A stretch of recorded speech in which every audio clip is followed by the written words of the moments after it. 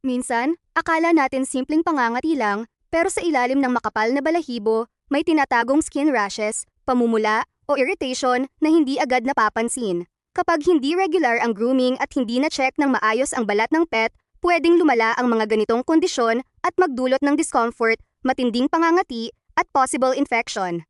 Sa ganitong case, mas nagiging sensitive at irritable ang pet dahil sa discomfort.